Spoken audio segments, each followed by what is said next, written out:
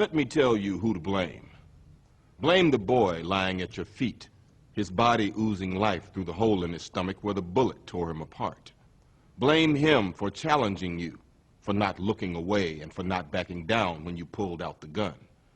Blame your mother for bringing you into this world when she was but a kid herself and for dragging you up, not bringing you up. Blame society for not giving you hope. Blame your father for not being there, the man who looked after himself instead of looking after you. Blame the gun in your hand for making you a target, for making you more likely to be picked on. Blame the dead boy, blame your mother, blame society, blame your father, blame the gun, blame anyone but yourself for not being strong enough to put down the gun, to break the cycle.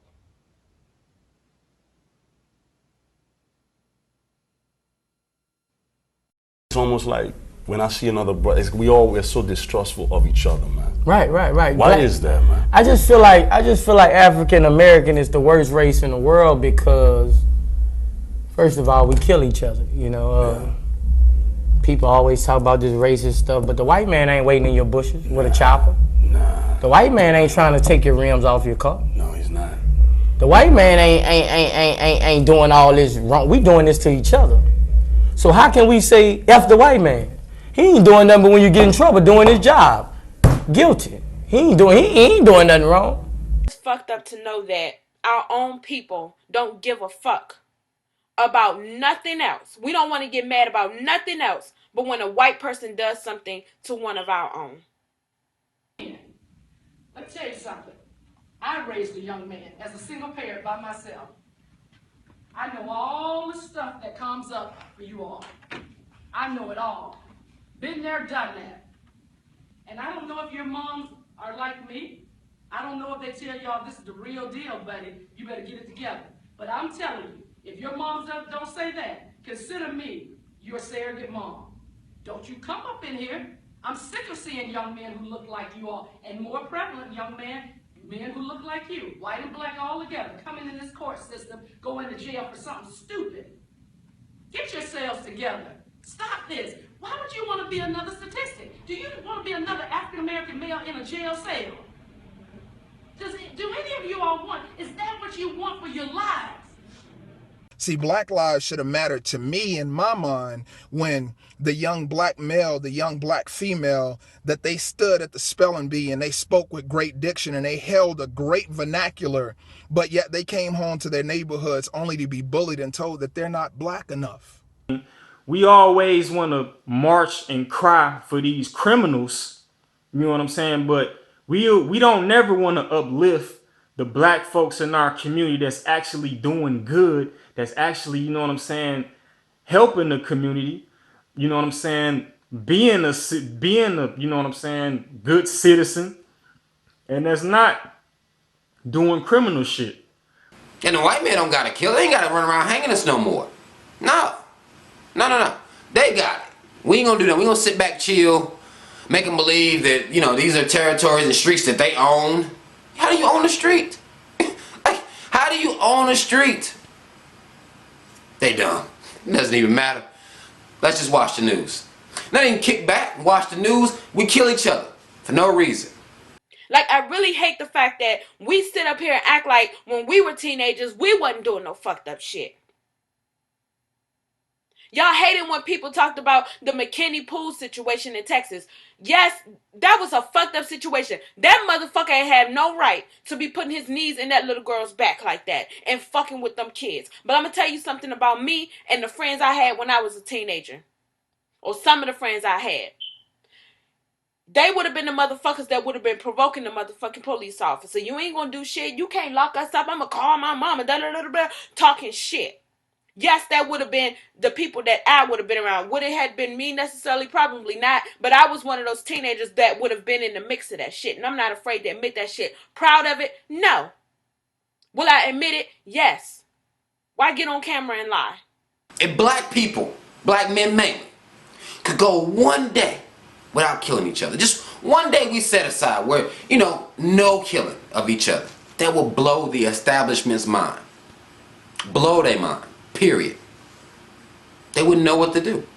It's essentially segregating us again where all they're doing is talking about black this and black that, and it's really is just a movement about, you know, first world problems in the United States, because this shit isn't going on all around the world.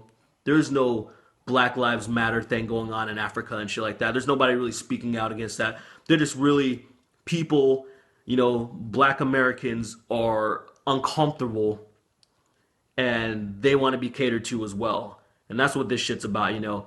And I just looked at this chart, you know what I'm saying, of like it was basically a statistics chart of black deaths.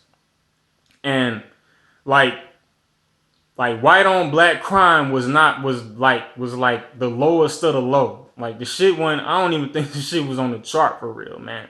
The number one, you know, death of black folks. Now this shit tripped me out, and I didn't even know this, was abortion.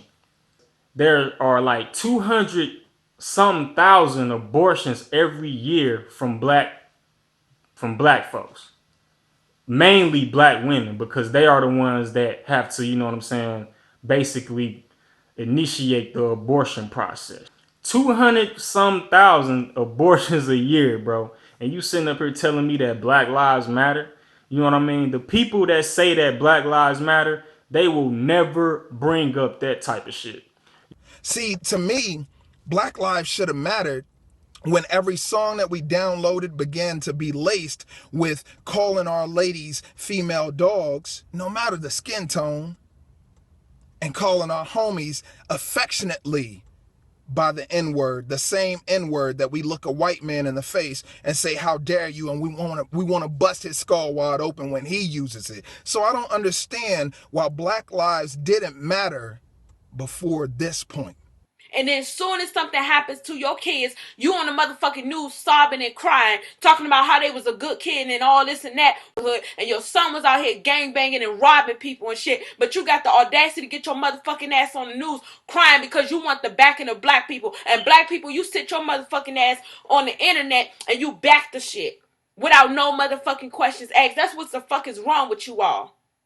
When these black folks say that Black Lives Matter, they're not saying it to black folks. They're saying it to white folks. You know what I'm saying? Like, a black person has never came up to me and told me that Black Lives Matter. And it's a reason for it. It's because all of these people who say that Black Lives Matter are these fake ass pro-blacks. You know what I'm saying?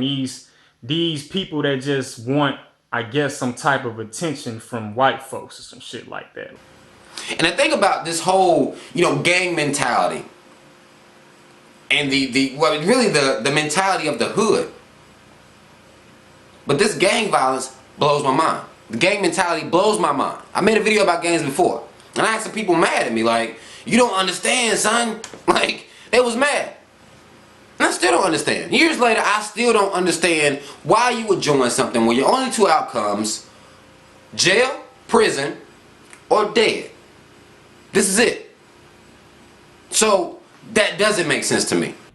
But you're going to have to make a decision that you're going to do something different. And don't use your family situation as an excuse. You hear me? Don't use that as an excuse. I don't know what's going on in your lives. I don't know where you live. But don't use it as an excuse. Anything either of you all are going through, somebody else went through it who's successful now. My mom made below the poverty level. She was a single mom. And my dad didn't help a whole lot. He did the bare minimum. But I didn't use that as a reason why I couldn't go to college. Guess what? If your parents don't have money, you can go to college almost free.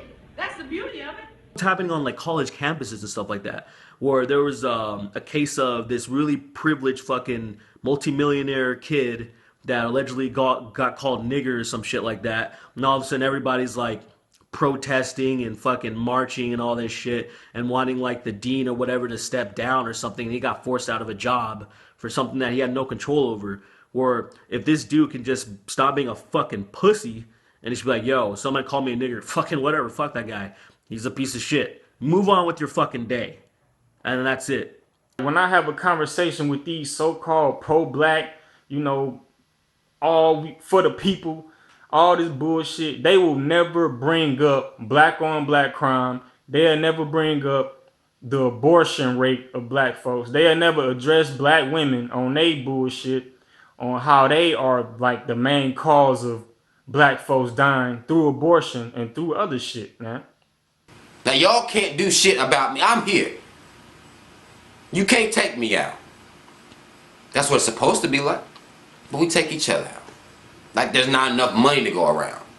White folk been collecting money for too long. There's plenty of money out here. I don't give a fuck what nobody say. There's plenty of money out here, enough to where you don't have to kill somebody to make money.